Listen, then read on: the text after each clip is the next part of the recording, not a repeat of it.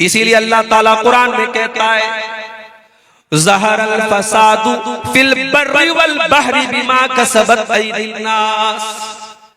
मेरे बंदो, खुशकी के अंदर, तरी के अंदर, जमीन के ऊपर और समंदर के अंदर जहां पर भी तुमको फसाद नजर आ रहा है, जहां पर भी तुमको बिगाड़ नजर आ रहा है, जहां पर भी तुमको तबाही नजर आ रही है, बिमा कसबत अयदीन नास, ये लोगों के करतूतों का नतीजा है, ये लोगों के गुनाहों का नतीजा है, ये लोगों की बदअमलियों का नतीजा है। और आगे अल्लाह क्या कहता है, लियुज़ीक़हुम बादल्लज़ी अमिलू।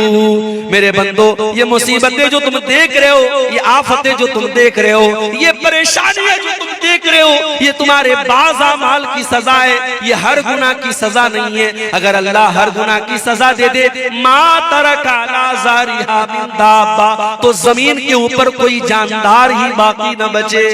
कुछ गुनाहों की सजा अल्लाह दुनिया में देता है, मुसीबतों की शक्ल में, परेशानियों की शक्ल में, तबाही की शक्ल में।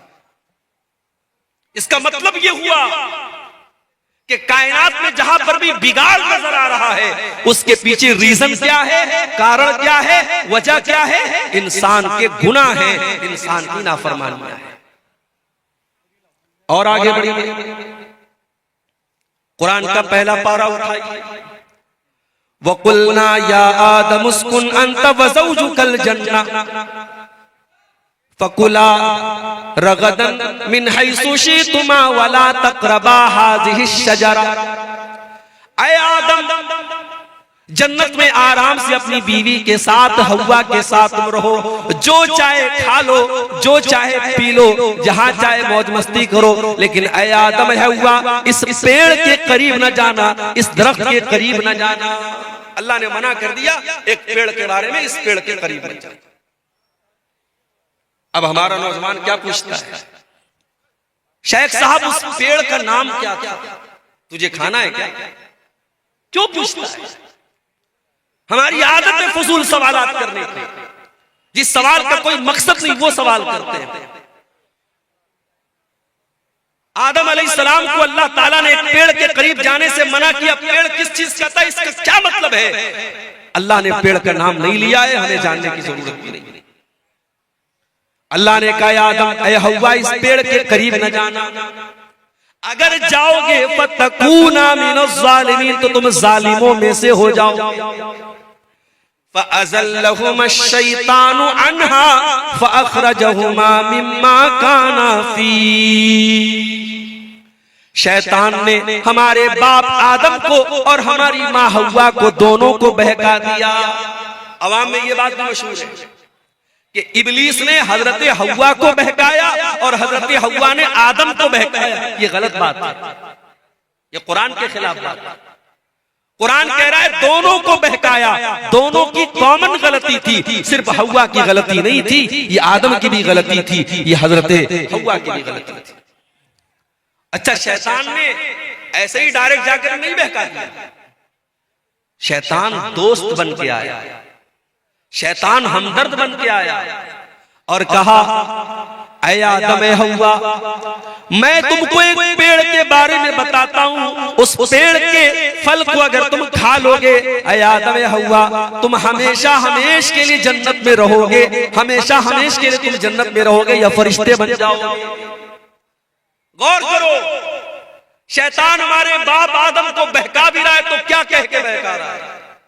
अंतकूना मलकैनी, ऐ आदम ऐ हव्वा, इस पेड़ को खा लो तुम फरिश्ते बन जाओगे। आदम अलैहिस्सलाम को ये ना समझ में आया कि अल्लाह ताला ने मेरा मकाम तो ये बनाया कि जब मुझे पैदा किया तो फरिश्तों को हुक्म दिया कि आदम के आगे सजदा करो, और शैतान मुझसे कह रहा है ऐ आदम तो इस पेड़ को खा जाओ तो तुम फरिश्ते बन जाओगे और हमेशा हमेशा जन्नत में रहोगे। अल्लाह ने उससे बड़ा मकाम दिया था, लेकिन शैतान ने ऐसी पट्टी पढ़ाई कि हमारे बाप आदम को समझ में नहीं आया। पता ये चला मेरे भाई, हम उसी आदम की औलाद हैं और हम भी शैतान के आगे बेबस हो जाते हैं और कमजोर पड़ जाते हैं और अक्सर शैतान की चालों में आ जाते हैं। और ये भी पता चला शैतान दुश्मन बनकर के नहीं आता, शैतान दोस्त बनकर के आता है। वक़ासमहुमा इन्नी लकुमा लमिनन नासिहीन, शैतान ने कसम खाई, कहा आदम मैं कसम खाता हूं अल्लाह की, मैं तुम्हारा भला चाहता हूं, मैं तुम्हारा बुरा नहीं चाहता। हमारे सामने कोई अल्लाह की कसम खा ले। मैं मार्केट में जाता हूं, सामान खरीद लिया, सामान का रेट पूछा दुकानदार से, उसने कहा 100 रुपए का है। मुझे लगा यार कुछ महंगा मिल रहा है, मैंने कहा यार 90 का दे दो। कहता है मौलवी साहब अल्लाह की कसम मैंने 80 का खरीदा। अब मौलवी साहब दुकान पर गए, दुकानदार ने अल्लाह की कसम खा ली, तो मौलवी साहब तो बेचारे मौलवी साहब होते हैं, अल्लाह का नाम सुन के पिघल जाते कि बेचारा कसम खा रहा है तो झूठ तो नहीं बोल रहा। अल्लाह वाले अल्लाह के नाम पर बड़ी आसानी से बेवकूफ बन जाते हैं। ये जुमला नोट कर लो, अल्लाह वाले अल्लाह के नाम पर बहुत आसानी से बेवकूफ बन जाते हैं।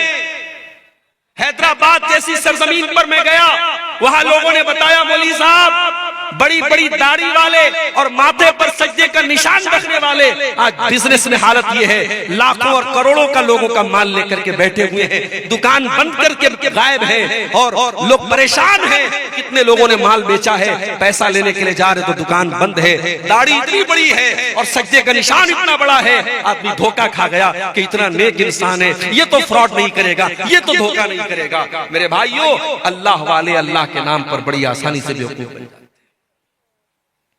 इब्लीस ने कसम खाई, कहा मैं तुम्हारी भलाई चाहता हूं। आदम अलैहिस्सलाम ने उसकी बात मान ली और उस पेड़ को खा लिया जिस पेड़ के करीब भी जाने से अल्लाह ने मना किया। अच्छा, अल्लाह ने ये नहीं कहा मत खाओ, अल्लाह ने ये भी नहीं कहा आदम फल मत तोड़ो, अल्लाह ने कहा फल के करीब भी मत जाओ। आप कहीं देखते होंगे जहां इलेक्ट्रिक पोल होता है और वहां पे करंट और पावर होता है तो उस पे लिखा रहता है खतरा, बड़े बड़े दो उसमें खोपड़ी बनी रहती है और 2 हड्डियां बनी रहती है और बीच में लिखा रहता है खतरा, ताकि आदमी दूर से अलर्ट हो जाए कि इसमें खतरा है। जिस गुनाह के बारे में अल्लाह कह दे करीब मत जाओ, उसके करीब भी नहीं जाना चाहिए। मेरे नौजवान साथियों, आज समाज में ज़िनाकारी और बदकारी आम होती चली जा रही है और आज मोबाइल का इस्तेमाल ज़िनाकारी के एक आले के तौर पर हो रहा है। आज मोबाइल पर होने वाली एक चैटिंग कहां पर जाके खत्म होती है कोई नहीं जानता। आज कितने ज़िना के वाक़यात हुए जिसकी शुरुआत एक मिस कॉल से होती है, एक रॉन्ग नंबर से आई हुई कॉल से होती है, एक गलत नंबर से आए हुए मैसेज से होती है। मेरे प्यारे भाइयों, इसीलिए अल्लाह कुरान में जब ज़िना का नाम लेता है तो ये नहीं कहता है कि ज़िना मत करो, अल्लाह फरमाता है वला तक़रबुज़्ज़िना इन्नहु काना फ़ाहिशतन व साअ सबीला। मेरे बंदो तुम ज़िना के करीब भी न जाना, ये बड़ा गंदा काम है। अल्लाह ने करीब भी जाने से, और इसीलिए मर्दों से कहा गया जब चलो रास्ते में तो अपनी निगाहों को झुका कर चलो। औरतों से कहा गया जब घर से निकलो तो पर्दे में निकलो।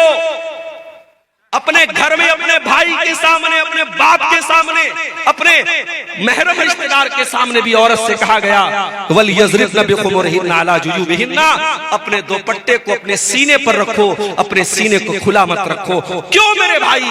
इसलिए कि कुरान हमें ज़िना के करीब भी जाने से मना करता है। इंडिया की हुकूमत ने इजाजत दे दी, इंडिया से कोई औरत अगर हज करने जाना चाहती है, उम्रा करने जाना चाहती है, उसे किसी मर्द की जरूरत नहीं है, वो अकेली जा सकती है, उसे किसी महरम की जरूरत नहीं है। मगर आप किसी आलिम से फतवा जाके पूछो, कटिहार का इलाका है, मौलाना रहमतुल्लाह साहब बड़े आलिम है, शेख इनामुल हक मदनी साहब बड़े आलिम है, जाके पूछो कि शेख साहब औरत उम्रा करने जाना चाहती है, उसका कोई महरम रिश्तेदार नहीं है, क्या कर सकती है? उलमा जवाब देंगे नहीं कर सकती है। क्यों?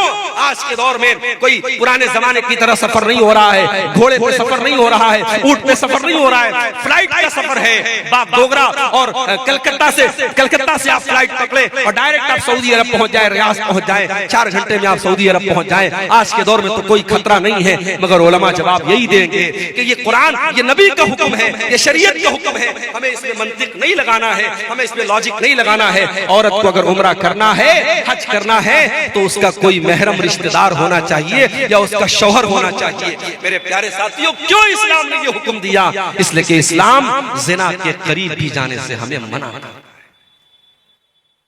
अल्लाह ने कहा था, आदम तुम इस पेड़ के करीब भी ना जाना। शैतान ने बहकाया और आदम अलैहिस्सलाम ने और उनकी बीवी हव्वा ने, दोनों ने उस पेड़ को खा लिया, उसके फल को खा लिया। अब जैसे ही दोनों ने फल को खाया, कुरान क्या कहता है?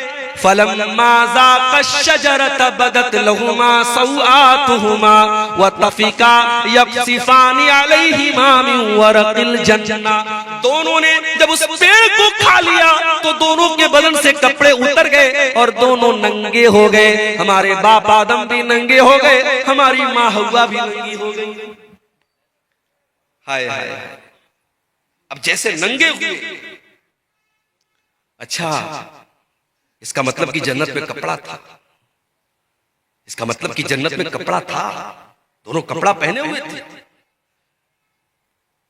कपड़े उतर गए, दोनों नंगे हो गए। अब नंगा रहना उनको पसंद नहीं है। कुरान कहता है दोनों अपने आप को कवर करने लगे, ढांपने लगे। जन्नत के जो पेड़ पौधे थे उसके पत्तों से अपनी शर्मगाह को ढांपने लगे। पता ये चला कि नंगा रहने वाला और नंगी रहने वाली औरत ये हजरत आदम की औलाद में से कहलाने की हकदार नहीं है। आदम का कल्चर ये नहीं है, ये हव्वा का कल्चर नहीं कि नंगा रहा जाए। आज चले जाओ, आपके इंडिया की बात कर रहा हूं, आप गोवा में चले जाओ, गोवा में चले जाओ, समंदर के बीच पर जवान जवान औरतें पूरे जिस्म को नंगा करके धूप खा रही हैं और दुनिया कहती है साहब ये बड़े मॉडर्न लोग हैं, बड़े ये तरक्की याफ्ता लोग हैं। मैं थूकता हूं ऐसी तरक्की पर, मैं थूकता हूं ऐसी तहजीब पर, मैं थूकता हूं ऐसे कल्चर पर। ये आदम का कल्चर नहीं है, ये हव्वा का कल्चर नहीं है। मेरे बाप आदम और मेरी माँ हव्वा के बदन से जब कपड़ा उतरा, दोनों को शर्म महसूस हुई और दोनों ने अपनी शर्मगाह को कवर किया, अपने आप को कवर किया, अपने आप को ढांका। अब अल्लाह ने कहा, ऐ आदम मैंने तुमको मना किया था, ऐ हव्वा मैंने तुमको मना किया था उस पेड़ के करीब न जाना, तुमने पेड़ को क्यों खाया? ऐ आदम ऐ हव्वा तुमने बहुत गलत काम किया। मैंने बताया था शैतान तुम्हारा बहुत बड़ा दुश्मन है, फिर भी तुम शैतान की चाल में आ गए। अब हजरत आदम को एहसास हुआ, हजरत हव्वा को एहसास हुआ कि हमसे गलती तो बहुत बड़ी। अब दोनों ने अल्लाह की बारगाह में हाथ उठाया। क़ाला रब्बना ज़लमना अनफुसना व इल्लम तग़फिर लना व तरहमना लनकूनन्न मिनल ख़ासिरीन। दोनों ने पुकारा, ऐ हमारे परवरदिगार हमने ये गलती करके अपने ऊपर बहुत बड़ा जुल्म कर लिया, बहुत बड़ा अत्याचार कर लिया। एक नुक्ता बताओ, एक पॉइंट बताओ, कोई गुनाह करने वाला किसी और पर जुल्म नहीं करता है, सबसे पहले वो अपने ऊपर जुल्म करता है।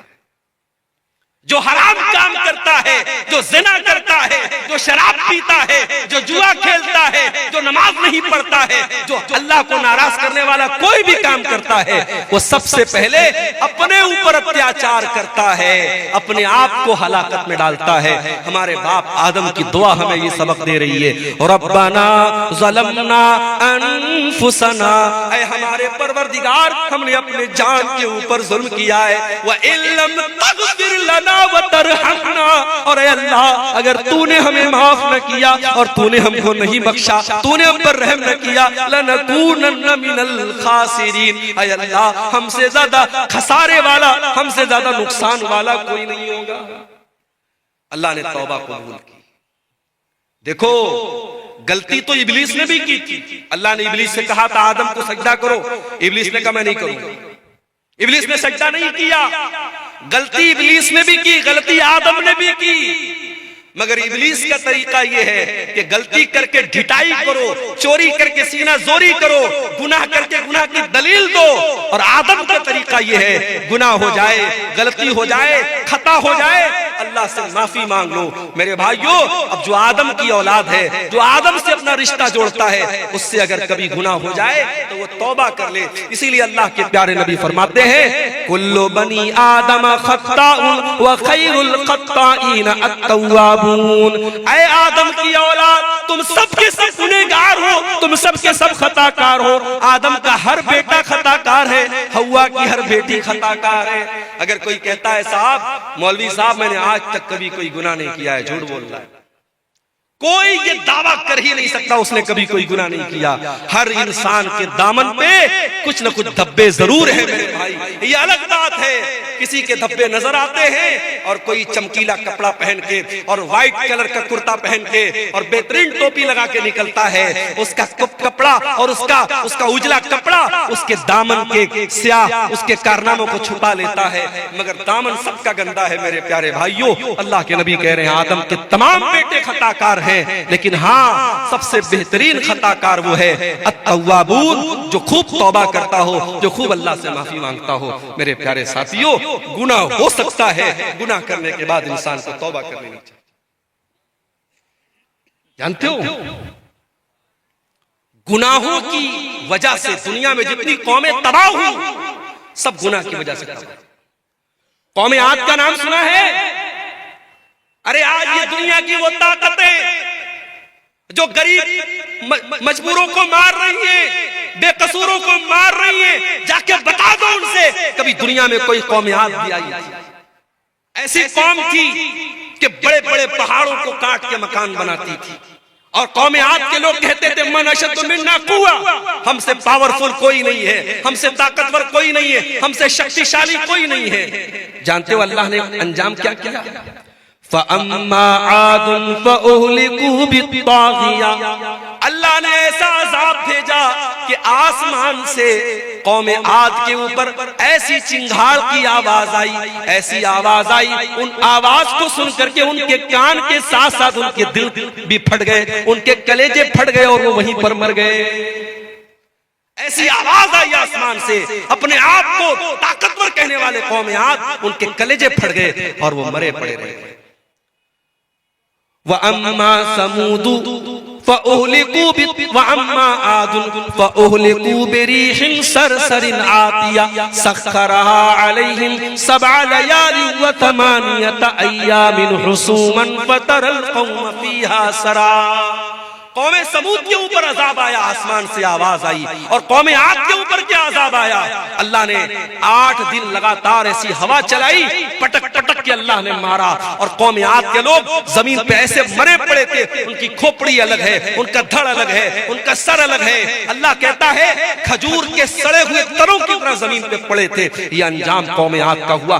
क्यों हुआ मेरे भाई? उन्होंने अल्लाह को नाराज किया था, उन्होंने गुनाह किया था। कौमे समूद का ये अंजाम क्यों हुआ? उन्होंने हजरत शुएब की, उन्होंने हजरत सालेह की नाफरमानी की थी, और अल्लाह के हुक्म से जो ऊँटनी आई थी उस ऊँटनी को उन्होंने कत्ल कर दिया था। जब जब धरती पर पाप हुआ है, जब जब धरती पर गुनाह हुआ है, धरती पर अल्लाह का अज़ाब आया है। और आगे बढ़ी, हजरत लूत अलैहिस्सलाम की कौम की हालत देखिए।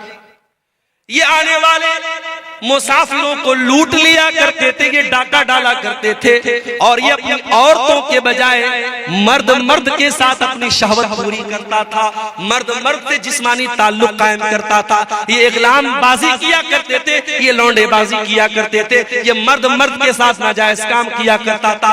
आज भी समाज में ये गंदा काम करने वाले कान खोल करके सुन ले, इग़लाम बाजी करने वाला ये ज़िनाकारी से बड़ा गुनाह करता है। ज़िनाकारी करने वाला गलत कर रहा है, मगर इग़लामबाजी करने वाला बहुत गलत काम कर रहा है, वो अल्लाह के अजाब को दावत दे रहा है। हजरत लूत अलैहिस्सलाम की कौम ने जब ये गंदा काम किया तो जानते हो उनका अंजाम क्या हुआ? उनके ऊपर आसमान से पत्थरों की बारिश की गई और अल्लाह ने पूरी उनकी बस्ती को पलट दिया। और आज भी सऊदी अरब के सफर पे आप चले जाएं तो वहां आपको वो जगह मिल जाएगी, और वहां पे डेड सी के नाम से वो जगह है, और उस डेड सी जिसको कहते हैं बहरे मुर्दार, बार उस पानी के अंदर आज भी उस बस्ती के अवशेष पाए जाते हैं, उस इलाके की चीजें पाई जाती हैं जो हजारों साल पहले जिसको अल्लाह ताला ने अजाब भेजा था और पूरी बस्ती को उलट दिया था। मेरे भाइयों, इसने अल्लाह की फितरत को बदल दिया। जो काम औरत के साथ और बीवी के साथ करना चाहिए वह मर्द मर्द के साथ करता था।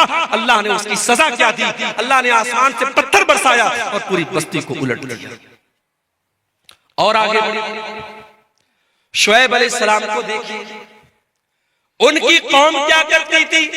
400 BC करती थी, अपने तराजू में डंडी मारा करती थी और 1 किलो सामान देना होता था तो 900 ग्राम दिया करती थी। नाप तोल में कमी किया करती थी, 400 BC किया करती थी। अल्लाह ने हजरत शुएब अलैहिस्सलाम की कौम पर आसमान से ऐसी बदली भेजी, उनको जब बारिश थम गई और गर्मी लगने लगी और आसमान में बदली नजर आई, उनको लगा कि बारिश होगी। वो जल्दी से बदली के नीचे जाके खड़े हो गए और बदली से आग बरसने लगी और पूरी बस्ती का काम खत्म हो गया।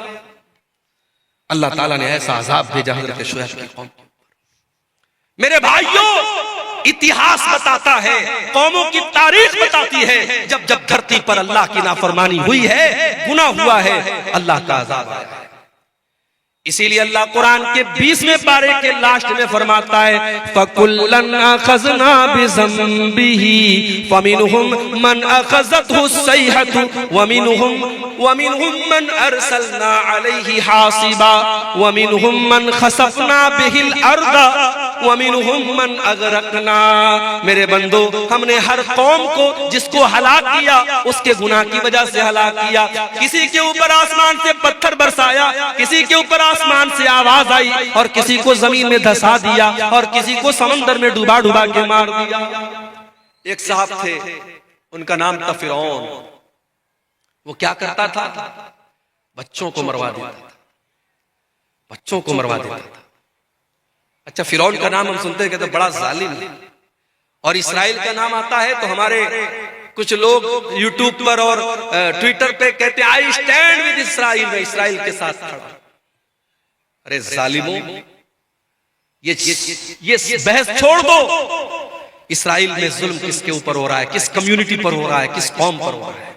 ये सोचो, पिछले चंद महीनों में गाजा की सरजमीन पर हजारों छोटे छोटे बच्चे मार दिए गए। उनकी कटी फटी लाशें जाके देख लो मेरे भाई, आपके मुंह से निवाला न उतरेगा, आपके हलक से खाना न उतरेगा। अरे बच्चों की क्या गलती होती है मेरे भाई? बच्चे तो सबके प्यारे होते हैं। किसी कहीं स्कूल होता है रोड पर तो सरकार वहां पे बोर्ड लगाती है कि गाड़ी धीरे चलाइए, यहां बच्चों का स्कूल है। बच्चों के डॉक्टर के यहाँ जाओ तो बड़े बड़े वहां पे बोर्ड लगे रहते हैं, keep silent there are children, खामोश रहिए, यहां पर बच्चे हैं। बच्चों से हम इतना प्यार करते हैं, बच्चों का इतना ख्याल करते हैं। मेरा प्रोग्राम होने वाला है मेरठ की सरजमीन पर 17 तारीख को। अभी आज वहां से फोन आया कि परमिशन नहीं मिला। मैंने कहा क्यों नहीं मिला? बोले 18 तारीख को एग्जाम होने वाला है और प्रशासन ने कहा कि हम आपको परमिशन नहीं दे सकते, बच्चों को रात में एग्जाम की तैयारी करना होगा, आप लाउड स्पीकर लगाएंगे, बच्चे तैयारी नहीं कर पाएंगे।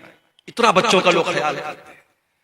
हजारों लाखों बच्चे मार दिए, उनकी लाशें बेगौर कफन पड़ी है मेरे भाई, और आज दुनिया उसका सपोर्ट कर रही है। एक फिरौन, उसको लोग गाली देते बड़ा जालिम था।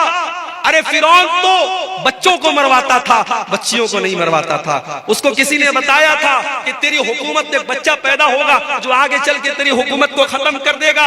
अपने आप को रब कहता था, अपने आप को खुदा कहता था, मगर इतना बुज़दिल था, जब उसको बताया किसी ज्योतिषी ने कि तेरी हुकूमत में ऐसा बच्चा पैदा होगा, उसने ऑर्डर दे दिया, सारे बच्चों को मरवाने का ऑर्डर दे दिया। मगर अल्लाह की कुदरत देखो मेरे भाई कि उसने इतने बच्चों को मरवाया, मगर हजरत मूसा अलैहिस्सलाम को अल्लाह को बचाना था।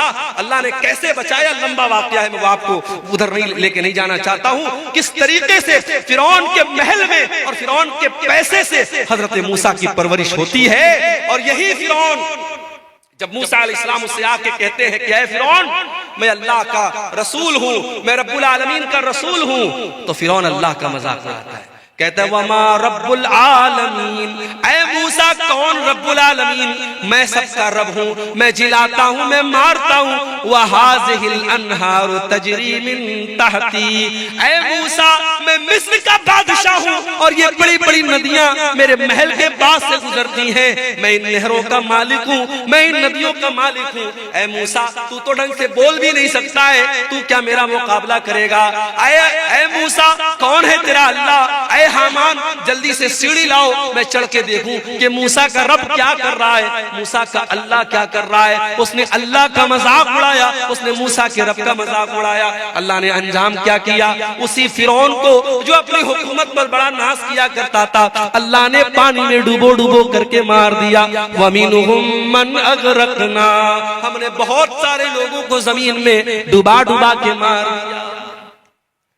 अल्लाह का अज़ाब मेरे भाई गुनाहों की वजह से। ये गुनाह बड़े खतरनाक होते हैं मेरे भाई। हमारे घर में कॉकरोच आ जाए, हम दवा लाते हैं। हमारे कमरे में चूहा आ जाए, हम चूहे को पकड़ने की मशीन लाते हैं। क्यों? क्योंकि हम ये मानते हैं कि हमें नुकसान पहुंचा रहा है।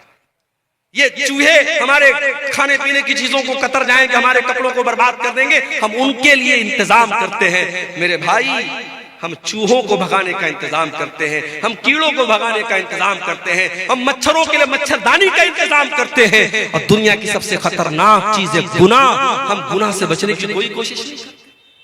सबसे खतरनाक चीज है गुनाह मेरे भाई।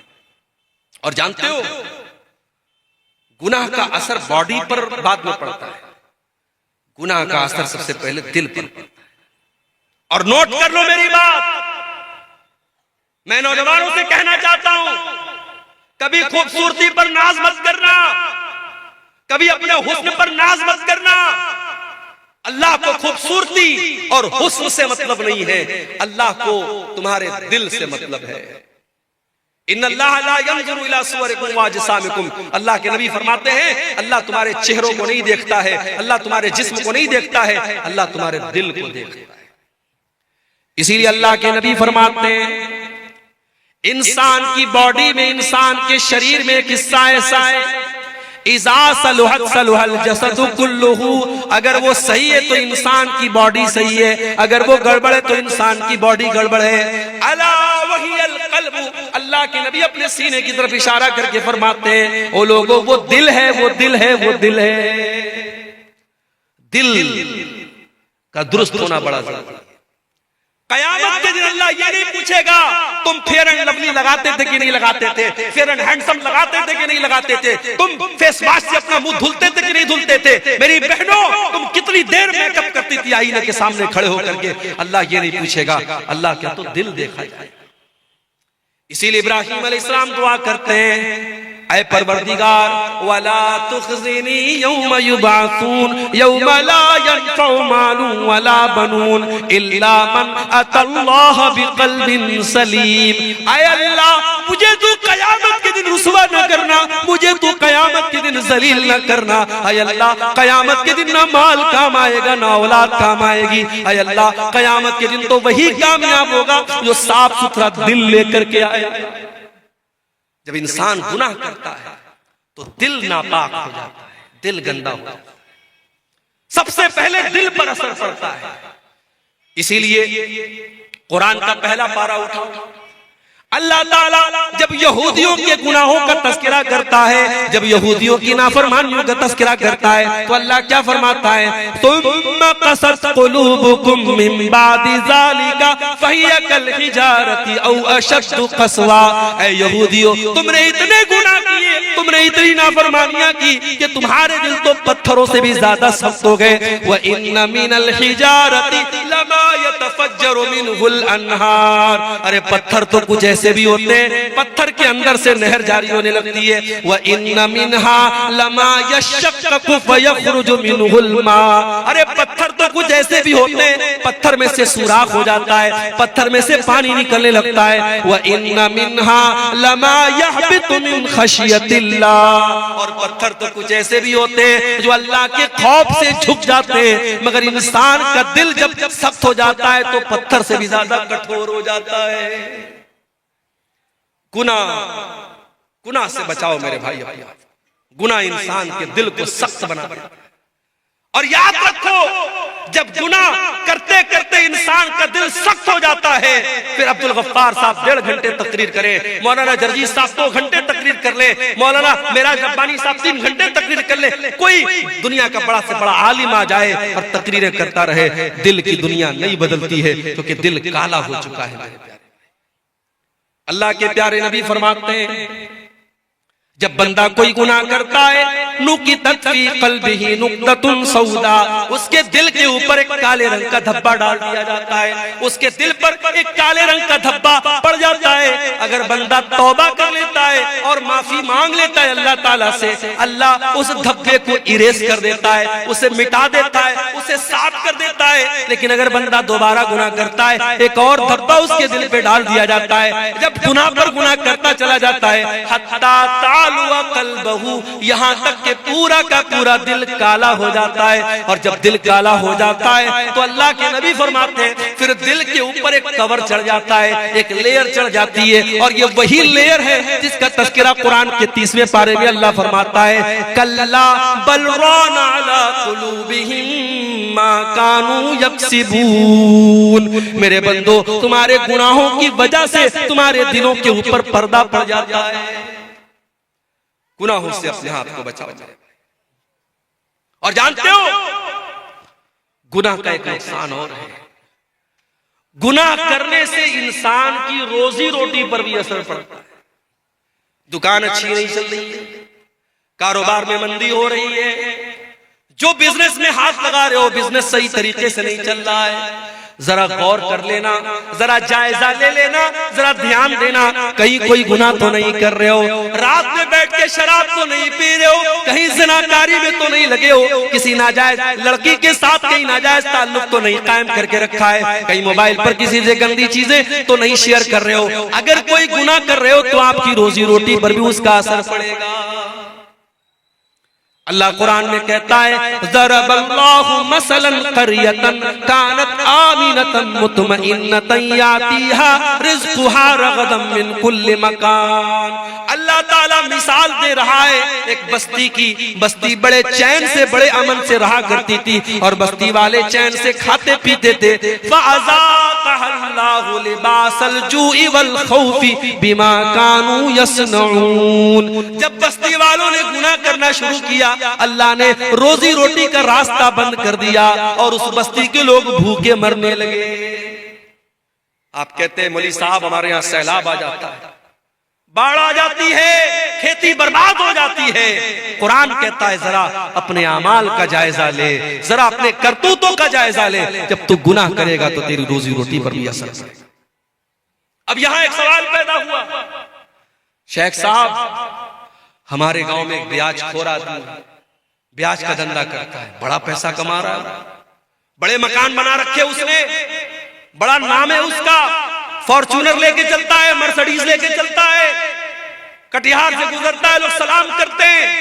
आप तो कह रहे गुनाह करने से रोजी रोटी बंद हो जाती है, उसकी रोजी रोटी तो बहुत अच्छी चल रही है। आइए इसका भी जवाब दे देते हैं। अल्लाह के नबी फरमाते हैं, मुस्नद अहमद की सही रिवायत है, जब तुम देखो कि किसी की रोजी रोटी अच्छी चल रही है और वो गुनाह पर गुनाह किए जा रहा है, तो तुम उससे धोखा न खाना। अल्लाह उसको ढील दे रहा है, अल्लाह उसको मोहलत दे रहा है, और एक दिन अल्लाह ताला अपनी रस्सी को टाइट करने वाला है। और उसके बाद अल्लाह के नबी कुरान की आयत पढ़ते हैं, फलम्मा नसू मा ज़ुक्किरू बिही फतहना अलैहिम अबवाब कुल्लि शै हत्ता फरिहू बिमा ऊतू। अल्लाह फरमाता है जो हमारी नाफरमानी करते हैं हम उनको बहुत नवाजते हैं, बहुत दौलत देते हैं, खूब रुपया पैसा देते हैं। हत्ता नसू मा ज़ुक्किरू बिही, यहाँ तक के जब वो अल्लाह ताला की नसीहत को भूल जाते हैं, अखज़नाहुम बग़ततन फ़इज़ा हुम मुब्लिसून, हम अचानक उसको पकड़ लेते हैं और फिर वो हलाक हो जाता है। मेरे भाई, अल्लाह की पकड़ बड़ी खतरनाक है, अल्लाह की पकड़ बड़ी सख्त है। अगर गुनाह के बावजूद आपकी रोजी रोटी अच्छी चल रही है, आपके बच्चे तंदुरुस्त हैं, आपका मकान अच्छा है, आपका कारोबार अच्छा है, तो धोखे में न पड़े रहना। जब अल्लाह की पकड़ आएगी तो भागने का रास्ता नहीं मिलेगा।